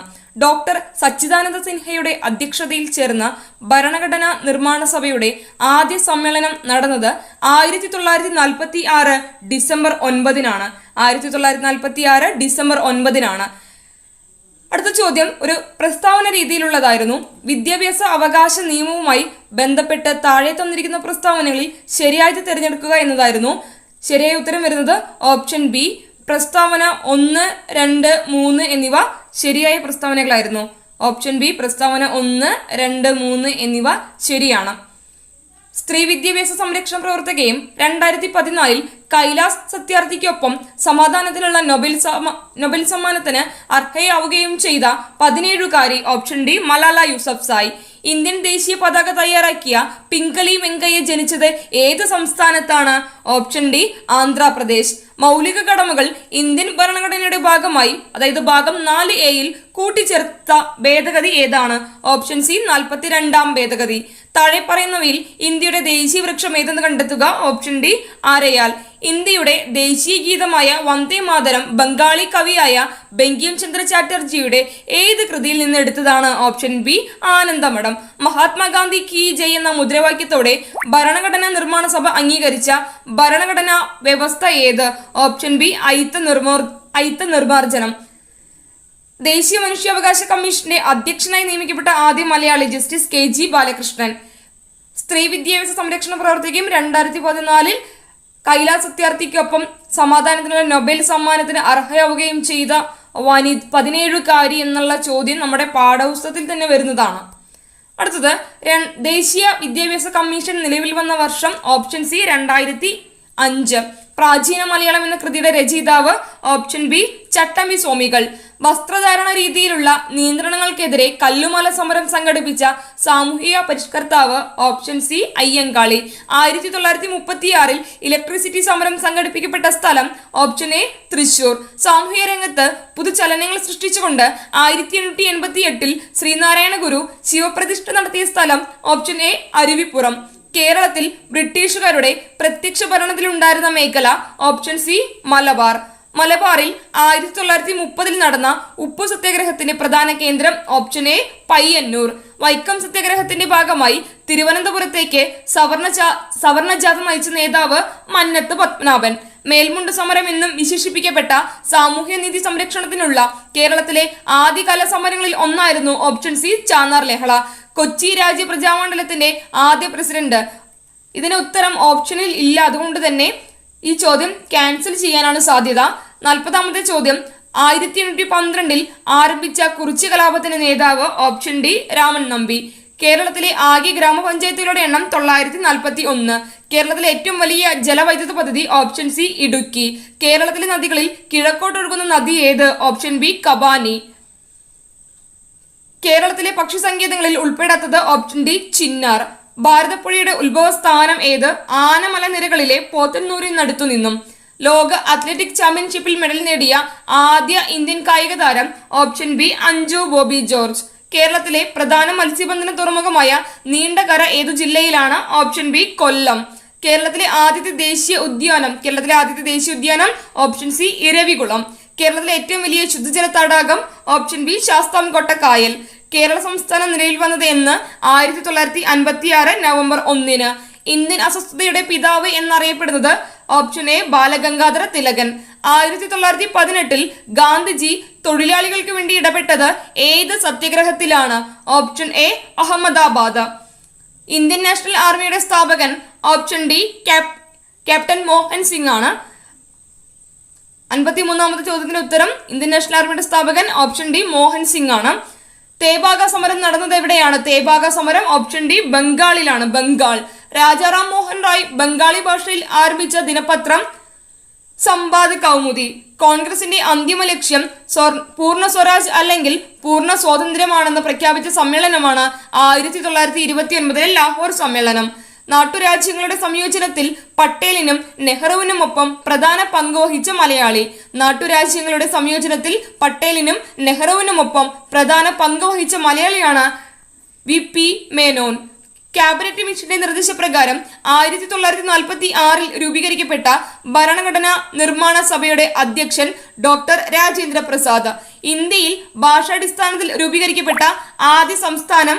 Option B Andhra Pradesh. പ്രസിദ്ധമായ വന്ദേ മാതരം എന്ന ഗാനം അടങ്ങിയിട്ടുള്ള ആനന്ദമഠം എന്ന നോവൽ എഴുതിയത്? Option B Bankim Chandra Chatterjee. മനുഷ്യ ശരീരത്തിലെ ഏറ്റവും വലിയ ഗ്രന്ഥി? ഓപ്ഷൻ ബി കരൾ. രക്തത്തിൽ കാൽസ്യത്തിന്റെ അളവ് ക്രമാതീതമായി കുറയുമ്പോൾ ഉണ്ടാകുന്ന പേശികളുടെ കോച്ചി വലിവ് എന്തുപേരിൽ അറിയപ്പെടുന്നു? രക്തത്തിൽ കാൽസ്യത്തിന്റെ അളവ് ക്രമാതീതമായി കുറയുമ്പോൾ ഉണ്ടാകുന്ന പേശികളുടെ കോച്ചി വലിവ് എന്തുപേരിൽ അറിയപ്പെടുന്നു? Option C tetany. രക്തം കട്ടപിടിക്കാൻ സഹായിക്കുന്ന വൈറ്റമിൻ കെ. പുകവലി മൂലം ശ്വാസകോശത്തിൽ ഉണ്ടാകുന്ന രോഗമാണ് എംഫിസീമ. കേരള സർക്കാരിന്റെ സമ്പൂർണ്ണ അവയവദാന പദ്ധതി ഓപ്ഷൻ ഡി മൃതസഞ്ജീവിനി. തെങ്ങിന്റെ സങ്കരയിനം അല്ലാത്തത് ഓപ്ഷൻ സി അക്ഷയ. കേന്ദ്ര തോട്ടവിള ഗവേഷണ കേന്ദ്രം സ്ഥിതി ചെയ്യുന്നത് ഓപ്ഷൻ ബി കാസർഗോഡ്. ഭക്ഷ്യ ശൃംഖലയിലെ പ്രാഥമിക ഉപഭോക്താക്കളാണ് ഓപ്ഷൻ സി സസ്യബുക്ക്. അന്താരാഷ്ട്ര ജൈവ വൈവിധ്യ ദിനമായി ആചരിക്കുന്നത് മെയ് 22. വനങ്ങളുടെ സംരക്ഷണവുമായി ബന്ധപ്പെട്ട് 1983 കർണാടകത്തിൽ ആരംഭിച്ച പ്രസ്ഥാനമാണ് ഓപ്ഷൻ സി അപ്പിക്കോ പ്രസ്ഥാനം. താഴെ കൊടുത്തിട്ടുള്ളവയിൽ ഏതാണ് ഏക ആറ്റോമികം എന്നാണ് ചോദ്യം. Option A helium. ഇരുമ്പിന്റെ അയിരുകൾ ഏതെല്ലാം? Option D ഹെമറ്റൈറ്റും മാഗ്നറ്റൈറ്റും. 73ാമത്തെ ചോദ്യം, അസറ്റോബാക്ടർ ബാക്ടീരിയ അന്തരീക്ഷത്തിലെ ഏത് വാതകവുമായി പ്രവർത്തിച്ചാണ് നൈട്രേറ്റ് ഉണ്ടാക്കുന്നത്? Option C nitrogen. Azotobacter bacteria അന്തരീക്ഷത്തിലെ ഏത് വാതകവുമായി പ്രവർത്തിച്ചാണ് നൈട്രേറ്റ് ഉണ്ടാക്കുന്നത്? Option C nitrogen. നേർപ്പിച്ച ഹൈഡ്രോക്ലോറിക് ആസിഡ് സിങ്ക് എന്ന മൂലകവുമായി പ്രവർത്തിച്ചാൽ ഉണ്ടാകുന്ന വാതകം ഏതാണ്? Option D hydrogen. പാൽ കേടാകാതെ സൂക്ഷിക്കാൻ ഉപയോഗിക്കുന്ന രീതിയെ പറയുന്ന പേരെന്ത്? പാസ്ചറൈസേഷൻ. പാൽ കേടാകാതെ സൂക്ഷിക്കാൻ ഉപയോഗിക്കുന്ന രീതിയെ പറയുന്ന പേരാണ് പാസ്ചറൈസേഷൻ. കോൺകേവ് ദർപ്പണത്തിൽ പ്രകാശരശ്മി പതിക്കുമ്പോൾ 30 ഡിഗ്രി പതനകോൺ ഉണ്ടാകുന്നുവെങ്കിൽ പ്രതിപതന കോണിന്റെ അളവ് ഓപ്ഷൻ എ 60 ഡിഗ്രി. നഗ്നനേത്രങ്ങൾ കൊണ്ട് കാണാൻ സാധിക്കാത്ത ഗ്രഹമാണ് ഓപ്ഷൻ സി യുറാനസ്. പാരമ്പര്യ ഊർജ്ജ സ്രോതസ് ഏത് എന്നതായിരുന്നു ചോദ്യം. Option D LPG. തെർമോമീറ്റർ അളക്കുന്ന ഭൗതിക അളവാണ് ഓപ്ഷൻ ബി ഊഷ്മാവ്. ദോലനത്തിന് ഉദാഹരണം ഏതെന്നതായിരുന്നു ചോദ്യം. ഓപ്ഷൻ എ ഊഞ്ഞാലിന്റെ ചലനം. ഇന്ത്യൻ ഋതുക്കളെ പൊതുവെ 4ആയി തരംതിരിച്ചിരിക്കുന്നു. അവ ഏതെല്ലാം? പറയാ. ശൈത്യകാലം, ഉഷ്ണകാലം, തെക്ക് പടിഞ്ഞാറ് മൺസൂൺ, വടക്കുകിഴക്കൻ മൺസൂൺ. ഓക്കെ. വേനൽക്കാലം, ശൈത്യകാലം, തെക്ക് പടിഞ്ഞാറൻ മൺസൂൺ, മൺസൂണിന്റെ പിൻവാങ്ങൽ കാലം, അല്ലെങ്കിൽ അത് വടക്കിഴക്കൻ മൺസൂൺ എന്നും പറയാം. അപ്പൊ 4 കാലങ്ങളാണ് പറഞ്ഞിട്ടുണ്ടായിരുന്നത്. വളരെ ഇമ്പോർട്ടന്റ് ആണ്. ഇപ്പൊ ഇന്ത്യൻ കാലാവസ്ഥ എത്രയായിട്ട് തരംതിരിച്ചിട്ടുണ്ട്? 4ആയിട്ട് തരംതിരിച്ചിട്ടുണ്ട്. ഓക്കെ. അടുത്ത്, കാലാവസ്ഥയെ സ്വാധീനിക്കുന്ന പ്രധാന ഘടകങ്ങൾ ഏതെല്ലാം? പറയാ. കാലാവസ്ഥയെ സ്വാധീനിക്കുന്ന പ്രധാന ഘടകങ്ങള്: സമുദ്ര സാമീപ്യം, ഭൂപ്രകൃതി, അക്ഷാംശീയ സ്ഥാനം, സമുദ്രത്തിൽ നിന്നുള്ള ഉയരം. ഓക്കെ. അപ്പൊ ഓപ്ഷനില് രേഖാംശ സ്ഥാനം എന്ന് പറഞ്ഞിട്ട് ഓപ്ഷനിൽ ഉണ്ടാവും. ശരിയോ തെറ്റോ? തെറ്റ്. ഓക്കെ. അപ്പോ ശ്രദ്ധിക്കുക, കാലാവസ്ഥയെ സ്വാധീനിക്കുന്നത് അക്ഷാംശീയ സ്ഥാനമാണ്. എന്തല്ല? രേഖാംശീയ സ്ഥാനമല്ല. അത് വളരെ ഇമ്പോർട്ടന്റ് ആണ്. എപ്പോഴും നമ്മളെ തെറ്റിക്കാൻ വേണ്ടിയിട്ട് അക്ഷാംശീയ സ്ഥാനവും തരും, രേഖാംശീയ സ്ഥാനവും തരും. ഓക്കെ. നമ്മൾ ഏതാ മാർക്ക് ചെയ്യേണ്ടത്? അക്ഷാംശീയ സ്ഥാനം. ഓക്കെ. ഏതാണ് ആദ്യം നമ്മൾ മാർക്ക് ചെയ്യേണ്ടത്? അക്ഷാംശീയ സ്ഥാനം. Okay, very good. ഓക്കെ. ഒരിക്കലും രേഖാംശീയ സ്ഥാനം മാർക്ക് ചെയ്യരുത്. വളരെ ഇമ്പോർട്ടന്റ് ആണ്. അടുത്തത് ചോദിച്ച ക്വസ്റ്റ്യൻ ആണ്. എന്താണ് കാൽബൈശാഖി? എല്ലാവർക്കും അറിയാലോ. എന്താണ് കാൽബൈശാഖി? പറയാ. ഇടിയോടുകൂടിയ കാറ്റ്. ഓക്കെ. തെറ്റിക്കരുത്. കാൽബൈശാഖി എപ്പോഴും ചോദിക്കുന്ന ഒരു ചോദ്യമാണ്. വളരെ ഇമ്പോർട്ടന്റ് ആണ്. പശ്ചിമ ബംഗാളിൽ ഉണ്ടാവുന്ന ഇടിയോട് കൂടിയ മഴ. ഇടിയോട് കൂടിയ കാറ്റാണോ മഴയാണോ? പറയാ. അതെന്താണ്? മഴയാണോ കാറ്റാണോ പേമാരി പറയുമ്പോ? മഴയല്ല സാർ, മഴയാണ് അല്ലെ? കാറ്റ് എന്ന ഓപ്ഷനിൽ ഉണ്ടാവും. കാറ്റ് മാർക്ക് ചെയ്യാൻ പറ്റുമോ? കാറ്റ് മാർക്ക് ചെയ്യാം, വേറെ ഒന്നും ഇല്ലെങ്കിലും. കാറ്റും മഴയും ഓപ്ഷനിൽ തന്നിട്ടുണ്ടെങ്കിൽ ഏത് മാർക്ക് ചെയ്യണം? പറയാ. മഴ എന്നുള്ള നിർബന്ധമായിട്ട് മാർക്ക് ചെയ്യണം. മഴ, കാറ്റ് എന്നൊക്കെ അതിൽ ഓപ്ഷനിൽ ഉണ്ടാവും. ശ്രദ്ധിക്കുക. പശ്ചിമ ബംഗാളിൽ ഉണ്ടാവുന്ന ഇടിയോട് കൂടിയ മഴയാണ് കാൽ ബൈശാഖി. ഇതിനെ അസം ഏരിയയിൽ എന്താ പറയാ? അറിയോ ആർക്കെങ്കിലും? അസം ബർദോളി ഏരിയയില് ചിർഹ. Very good. ബർദോളി ബർദോളി ചീർഹ എന്ന് പറയും. ഒന്നുകൂടെ പറയാ, ശ്രദ്ധിച്ചു വെക്കുക, വളരെ ഇമ്പോർട്ടന്റ് ആണ്. ബർദോളി ചീർഹ, ബർദോളി ചീർഹ എന്ന് പറയും. അതായത് ഇതിനെ പറയുന്ന മറ്റൊരു പേരാണ് ബർദോളി ചീർഹ, ബർദോളി ചീർഹ. ഇപ്പൊ കാൽബൈശാഖിയെ അസാം ഏരിയയിൽ പറയുന്ന പേരെന്തായിരുന്നു? ബർദോളി ചിർഹ. ബർദോളി ചീർഹ, ബർദോളി ചീർഹ. ഓക്കെ, എന്തായിരുന്നു Saranya? Bardoli Chirha. Okay, very good. Okay, നോക്ക അടുത്തത് എന്താണ് ലൂ? ഇത് നേരെ തിരിച്ചാണ് ചോദിക്കുക. ഉത്തരേന്ത്യയിൽ വീശുന്ന വരണ്ട ഉഷ്ണക്കാറ്റ് ഏതെന്ന് ചോദിക്കും. അപ്പൊ എന്ത് മാർക്ക് ചെയ്യണം? ലൂ എന്നുള്ളത് മാർക്ക് ചെയ്യണം. അപ്പൊ ലൂ ഒരു കാറ്റാണ്. കാൽബൈശാഖി എന്തായിരുന്നു? മഴയായിരുന്നു. അതാണ് വ്യത്യാസം കേട്ടോ. ഇത് വളരെ ഇമ്പോർട്ടന്റ് ആണ്, സ്ഥിരം ചോദിക്കുന്ന ക്വസ്റ്റ്യൻ ആണ് ലൂ. ഉത്തരേന്ത്യയിൽ വീശുന്ന വരണ്ട ഉഷ്ണക്കാറ്റിനെ പറയുന്ന പേരാണ് എന്ത്? ലൂ. വരണ്ടത് എന്ന് പറയുമ്പോൾ ഈർപ്പരഹിതമായ എന്ന് വേണമെങ്കിൽ നമുക്ക് പറയാം. അതുകൊണ്ട് ആ ഉത്തരത്തില് നാലാമത്തെ ഉത്തരം നിങ്ങൾക്ക് വായിച്ചാൽ മനസ്സിലാവും, കാണണ്ടാവും സ്ക്രീനില്. ഉത്തര മഹാസമതലങ്ങളിൽ വേനൽക്കാലത്ത് വീശുന്ന ഈർപ്പരഹിതമായ ഉഷ്ണക്കാറ്റാണ് ലൂ. ഈ ഈർപ്പരഹിതം എന്ന് പറഞ്ഞാണ് വരണ്ട കാറ്റ്. ഓക്കെ, വരണ്ട കാറ്റ്. അടുത്തത് വളരെ ഇമ്പോർട്ടന്റ് ആണ്. എന്താണ് ഒക്ടോബർ ചൂട്? ഒക്ടോബർ മാസത്തിൽ അനുഭവപ്പെടുന്ന ചൂട്. നമുക്കൊന്നും അത് അധികം അനുഭവപ്പെടില്ല, നോർത്ത് ഇന്ത്യയിൽ വളരെ കൂടുതലായിരിക്കും. എന്താണ് ഒക്ടോബർ ചൂട്? ഉയർന്ന താപനില. എന്താ കാരണം? മഴക്കാലത്തിനും ശൈത്യകാലത്തിനും ഇടയിലുള്ള ഇടവേള ഒക്ടോബർ നവംബർ മാസങ്ങളിൽ ദുസ്സഹമായ ചൂട് അനുഭവപ്പെടുന്നു. അതൊരു ട്രാൻസിഷൻ സ്റ്റേജ് ആണ്. മഴക്കാലം കഴിഞ്ഞിട്ട് ശൈത്യകാലം തുടങ്ങാൻ വേണ്ടി പോവാണ്. അപ്പൊ ദുസ്സഹമായ ചൂട് അനുഭവപ്പെടും. ഇതിനെ പറയുന്ന പേരാണെന്ത്?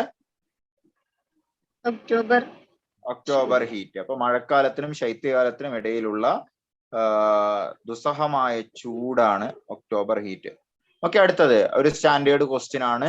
പ്രിലിംസിന് ചോദിക്കാനുള്ള ചാൻസ് കുറവാണ്, മെയിൻസിനാണ് ഈ ചോദ്യം ചോദിക്കാനുള്ള ചാൻസ് കൂടുതൽ. നെല്ല്, ചോളം, ഗോതമ്പ്, പരുത്തി. പറ്റിയാനെ കണ്ടെത്തുക. ഗോതമ്പ്. എന്താ കാരണം? ഗോതമ്പ് റാബി വിളയാണ്. ബാക്കിയെല്ലാം വിളകൾ എത്രയായിട്ട് തരംതിരിച്ചിട്ടുണ്ട്? 3. ഏതൊക്കെയാണ്? ഖാരിഫ്, റാബി, സെയ്ദ്. Very good. ഖാരിഫ്, റാബി, സെയ്ദ്. ഈ മൺസൂൺ കാലത്തൊക്കെ ആണെങ്കിൽ അതിനെ ഖാരിഫ് എന്ന് പറയും. തണുത്ത സമയത്താണെങ്കിൽ അതിനെ റാബി എന്ന് പറയും. ഗോതമ്പ് അതിന് ബെസ്റ്റ് എക്സാമ്പിൾ ആണ്. ഈ ഖാരിഫ് വിളയ്ക്ക് ബെസ്റ്റ് എക്സാമ്പിൾ ഏതായിരുന്നു?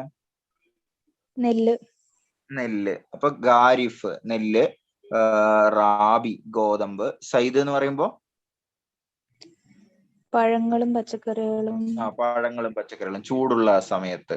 അപ്പൊ ചിലപ്പോ നമുക്ക് ഡയറക്റ്റ് ആയിട്ട് ചോദിക്കാം, എന്താണ് ഖാരിഫ്, റാബി, സെയ്ദ്? എന്താണ് ഖാരിഫ്, റാബി, സെയ്ദ്? വിളകള്. ഇന്ത്യയില് കാർഷിക വിളകളെ തരംതിരിച്ചിരിക്കുന്ന ആ ക്രമമാണ് ഖാരിഫ്, റാബി, സെയ്ദ്. ഓക്കെ, ഖാരിഫ്, റാബി, സെയ്ദ്. ഇപ്പോ നിർബന്ധമായിട്ട് അറിഞ്ഞിരിക്കണം ഖാരിഫ് വിള ഏതാണ്. അത് ആ ടേബിളിൽ നമ്മൾ കൊടുത്തിട്ടുണ്ട്, അതേപോലെ സ്ക്രീൻഷോട്ട് എടുക്കുക വീഡിയോയില്, എന്നിട്ട് അത് അതേപോലെ പഠിക്കുക. അത്ര ഇമ്പോർട്ടന്റ് ആണ്. ഓക്കെ, അടുത്തത് നെൽകൃഷിക്ക് അനുയോജ്യമായ മണ്ണ്, താപനില, മഴ എന്നിവ എത്രയാണ് പറയാ? 24 ഡിഗ്രി സെന്റിഗ്രേഡിന് മുകളിൽ 150 സെന്റിമീറ്റർ എക്കൽ മണ്ണ്. Okay, very good. അപ്പോ 24 ഡിഗ്രി സെൽഷ്യസിന് മുകളിൽ പോണം, എക്കൽ മണ്ണായിരിക്കണം. മഴ 150 സെന്റിമീറ്ററിൽ കൂടുതൽ കിട്ടണം. ഇത്രയും താപനിലയും ഇത്രയും മഴയും കിട്ടണം. മണ്ണ് എക്കൽ മണ്ണാണ്, അഭികാമ്യമായിട്ടുള്ള മണ്ണ്. ഇന്ത്യയിലെ പ്രധാനപ്പെട്ട കാർഷിക വിള ഏതാന്ന് ചോദിക്കും. ഏതാണ്? ഗോതമ്പാണോ നെല്ലാണോ? കൃഷി. Very good.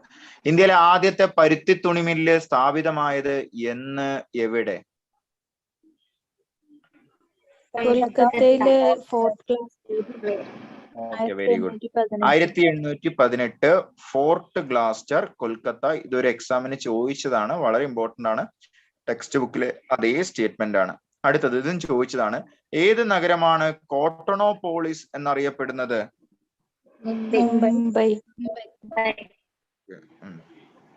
പറയാ Mumbai. Mumbai.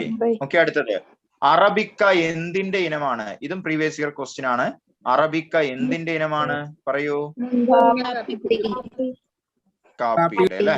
കാപ്പിയുടെ. Very good, very good. Okay, അടുത്തത് യൂണിവേഴ്സൽ ഫൈബർ എന്നറിയപ്പെടുന്നത്, ഇത് ചോദിച്ചതാണ്. യൂണിവേഴ്സൽ ഫൈബർ പരുത്തി. പരുത്തി കൃഷിക്ക് അനുയോജ്യമായ മണ്ണ് നമ്മൾ കഴിഞ്ഞ ക്ലാസ്സിൽ നോക്കിയിട്ടുണ്ടായിരുന്നു അല്ലെ? എന്ത് മണ്ണാണ്? കറുത്ത മണ്ണിനെ പറയുന്ന മറ്റൊരു പേര്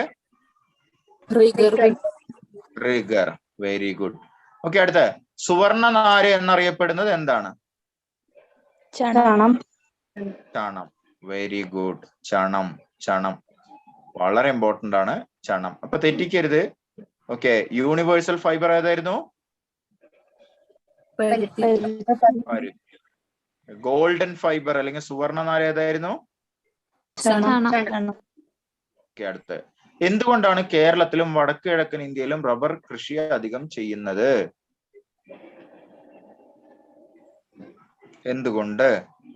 എന്തുകൊണ്ടാണ് കേരളത്തിലും വടക്ക് കിഴക്കൻ ഇന്ത്യയിലും റബ്ബർ അധികം കൃഷി ചെയ്യണത്? പറയാ. ലാറ്ററൈറ്റ് സോയിൽ അല്ലേ സർ ഇന്ത്യയിലും കേരളത്തിലും? Very good. ഓക്കെ, നോക്ക, റബ്ബർ കൃഷിക്ക് അനുയോജ്യമായ മണ്ണ് ലാറ്ററൈറ്റ് മണ്ണാണ്.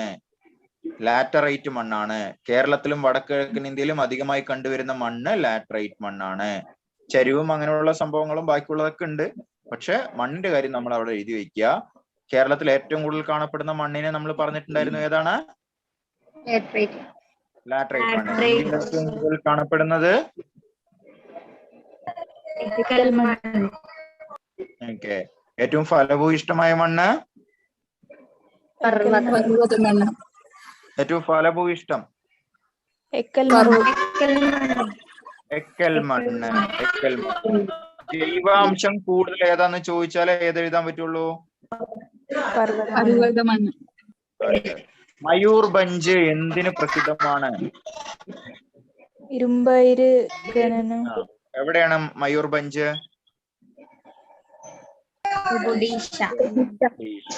Very good. ദക്ഷിണേന്ത്യയിലെ ആദ്യ ഇരുമ്പുരുക്ക് ശാല? Okay, Visvesvaraya iron and steel works limited. Visvesvaraya iron and steel works limited. Okay, അടുത്തത് ഭിലായ് സ്റ്റീൽ പ്ലാന്റ് ഏത് രാജ്യത്തിന്റെ സഹായത്തോടെ സ്ഥാപിച്ചു? Okay, very good. Soviet union ആയിരുന്നു. സോവിയറ്റ് യൂണിയന്റെ. ഓക്കെ, എവിടെയാണ് ഭിലായ്? ഛത്തീസ്ഗഡ് അല്ലെ? ഛത്തീസ്ഗഡ്. വേറെ ഏതൊക്കെ? വേറെ രണ്ടെണ്ണം കൂടി നമ്മൾ പറഞ്ഞിട്ടുണ്ടായിരുന്നു, വളരെ പ്രധാനപ്പെട്ട രണ്ടെണ്ണം കൂടി. വേറെ ഏതാണ് ഭിലായ് അല്ലാതെ പറഞ്ഞത്? റൂർക്കേല അല്ലെ? റൂർക്കേല എവിടെയാണ്? ഒഡീഷ. ആരുടെ സഹായത്തോടു കൂടിയാണ് അവിടെ? ജർമ്മനി. വെസ്റ്റ് ജർമ്മനി കേട്ടോ. പശ്ചിമ ജർമ്മനി. Very good. ഓക്കെ, അടുത്തത് വേറെ എന്താ നമ്മൾ പറഞ്ഞിട്ടുണ്ടായിരുന്നത്? ദുർഗാപൂർ. ആരുടെ സഹായത്തോട്? ദുർഗാപൂർ എന്ന് പറയുമ്പോൾ വെസ്റ്റ് ബംഗാളാണ്. ആരുടെ സഹായത്തോടു കൂടിയാണ്? ആരുടെയാണ്? ബ്രിട്ടന്റെ. ഓക്കെ, ബ്രിട്ടന്റെ. അപ്പൊ ഇത് വളരെ ഇമ്പോർട്ടന്റ് ആണ്. റഷ്യയുടെ സഹായത്തോടെയാണ് ഭിലായ് സ്റ്റീൽ പ്ലാന്റ്. ഓക്കെ, അടുത്തത് ഇത് സ്ഥിരം ചോദിക്കുന്ന ക്വസ്റ്റ്യൻ ആണ് കേട്ടോ. ജാരിയ എവിടെയെന്ന് വേണമെങ്കിൽ ചോദിക്കുക, അല്ലെങ്കിൽ ജാരിയ എന്തിനു ഫേമസ് ആണെന്ന് ചോദിക്കുക. ജാർഖണ്ഡിലെ ജാരിയ എന്തിനു പ്രസിദ്ധമാണ്? പറയാ. കൽക്കരിപ്പാടമാണ് അല്ലെ? കൽക്കരിപ്പാടമാണ്. വളരെ ഇമ്പോർട്ടന്റ് ആണ് കേട്ടോ ജാരിയ. അടുത്തത് ഇന്ത്യയിൽ ആദ്യമായി പെട്രോളിയം ഖനനം ചെയ്തെടുത്തത് എവിടെയാണ്? Dig boy. എവിടെയാണ് ഡിഗ് ബോയ്? എവിടെയാണ് ഡിഗ് ബോയ്? അസം.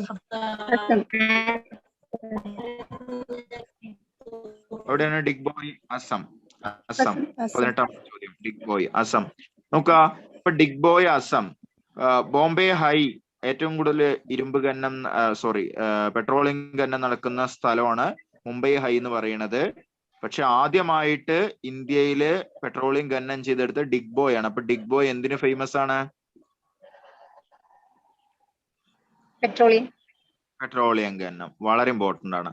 അടുത്തത്, കൈഗ ആണവ നിലയം എവിടെ സ്ഥിതി ചെയ്യുന്നു? കൈഗയും കക്രപ്പാറയും സ്ഥിരം ചോദിക്കും. കൈഗ എവിടെയാണ്? കർണാടക കാളി നദിക്ക് സമീപം. Very good. കക്രപ്പാറയോ? ഗുജറാത്ത്. സ്ഥിരം ചോദിക്കുന്ന ക്വസ്റ്റ്യൻ ആണ് കേട്ടോ. അപ്പൊ നിർബന്ധമായിട്ടും എഴുതണേ. ഓക്കെ, കൈഗ എവിടെയാണ്? കൈഗ എവിടെയാണ്? കർണാടക. കക്രപ്പാറ എവിടെയാണ്? ഗുജറാത്ത്. ഓക്കെ, അടുത്ത ചോദ്യം. NW1 NW2 അതായത് നാഷണൽ വാട്ടർവേ 1, നാഷണൽ വാട്ടർവേ 2 എന്നിവ യഥാക്രമം ഏത് നദിയിൽ സ്ഥിതി ചെയ്യുന്നു? പറയാ. NW1 എവിടെയാണ്? ഗംഗ. NW2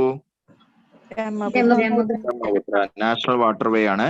NW3 ആണ് ഏതിലൂടെ കടന്നു പോകുന്നത്? കേരളത്തിലൂടെ വളരെ ഇമ്പോർട്ടന്റ് ആണ്. അപ്പൊ കേരളത്തിലൂടെ കടന്നു പോകുന്നത്. ഏറ്റവും വലിയ നാഷണൽ ഹൈവേ ഏതായിരുന്നു? NH44. Very good. NH44 ഏറ്റവും വലിയ national highway NH44. Chaudhary Charan Singh international airport? Lucknow.